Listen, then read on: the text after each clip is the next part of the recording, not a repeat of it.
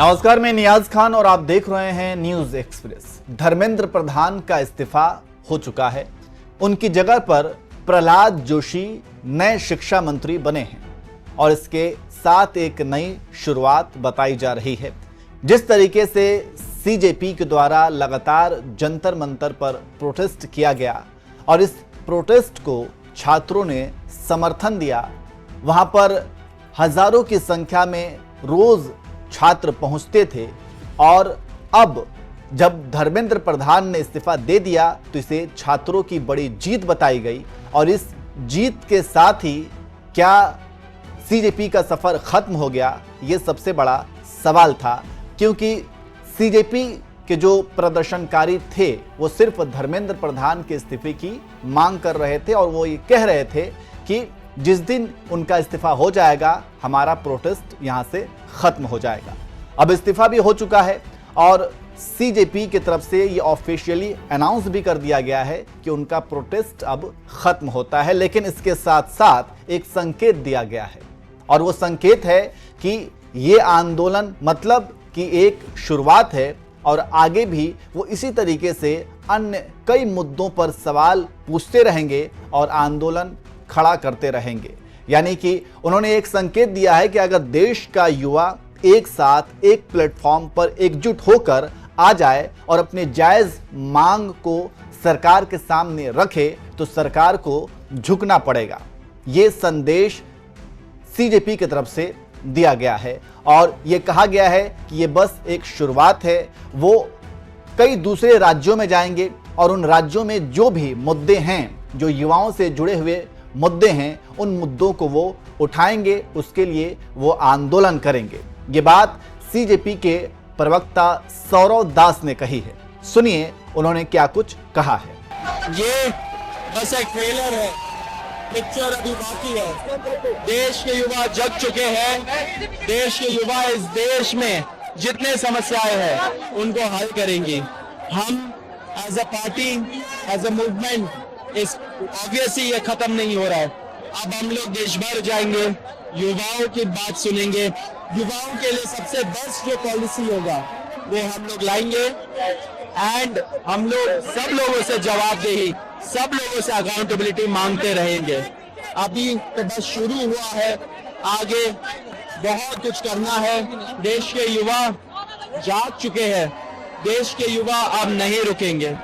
देश के युवाओं की ये जीत है, उनको बहुत बहुत बहुत शुभकामनाएं। बहुत अच्छी बात हुई है। देखिए, जिन बच्चों की मौत हो गई, कुछ भी उसको जस्टिफाई नहीं कर सकता, कुछ भी उसको कॉम्पनसेट नहीं कर सकता। क्योंकि जो फैमिलीज है उनके लिए हम लोगों ने 1 करोड़ का मुआवजा का डिमांड किया था। सरकार ने एक ऑनरेबल कॉम्पनसेशन पे एग्री किया है, तो एटलीस्ट उससे फैमिलीज को रिलीफ मिले, ये हमारा प्रयास है। क्या चीज का? देखिए, ये सरकार अड़ी हुई थी, उनका ईगो बड़ा था कि हम लोगों में रेजिग्नेशन नहीं होता, लेकिन वो भूल गए थे कि युवा अगर एकजुट हो जाए तो फिर कोई ऐसी ताकत नहीं है जो उनके सामने नहीं झुकेगी। तो सुना आपने, सौरव दास ये कह रहे हैं कि ये तो बस एक शुरुआत है और इसी तरीके से वो आगे भी दूसरे राज्यों में दूसरे मुद्दों पर पूरे देश भर में युवाओं के मुद्दों को उठाएंगे और सरकार से सवाल पूछेंगे। तो ये एक शुरुआत उन्होंने बताई है।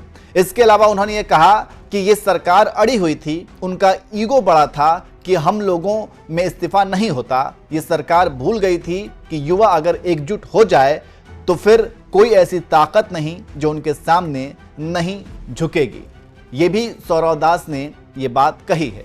तो इस तरीके से अब ये कहा जा रहा है कि क्या अब सीजेपी का कोई अगला मिशन क्या है, यानी कि सीजेपी अब दूसरे कौन से मुद्दे को उठाने वाली है। क्योंकि सीजेपी का प्रोटेस्ट जैसे ही खत्म हुआ तो एक और पार्टी ने एंट्री मारी, E20 जनता पार्टी।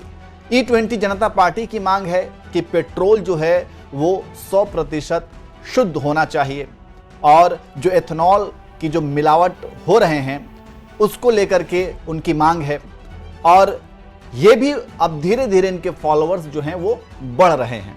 तो सीजेपी यानी कि पेपर लीक एक मुद्दे के खत्म होने के बाद अब दूसरा मुद्दा एक जो है वो पेट्रोल को लेकर के है, ये भी खड़ा किया जा रहा है और एक नई पार्टी E20 जनता पार्टी का आगाज हो चुका है। तो इस तरीके से ये कहा जा रहा है कि अब जो है जेन जी जाग चुका है और ये सवाल पूछेगा और सरकार को इसका जवाब देना पड़ेगा। वैसे आप इस प्रोटेस्ट को लेकर के क्या कहेंगे कि जिस तरीके से सीजेपी के द्वारा जंतर मंतर पर प्रोटेस्ट किया गया, लगातार 35 से 36 दिनों तक उनका प्रोटेस्ट चला, धर्मेंद्र प्रधान को आखिरकार इस्तीफा देना पड़ा, तो इस इस्तीफे को आप कैसे देखते हैं? धर्मेंद्र प्रधान के द्वारा जो इस्तीफा दिया गया और ये जो सीजेपी की जीत बताई गई, उस पर आप क्या कहेंगे? कमेंट करके जरूर बताएं।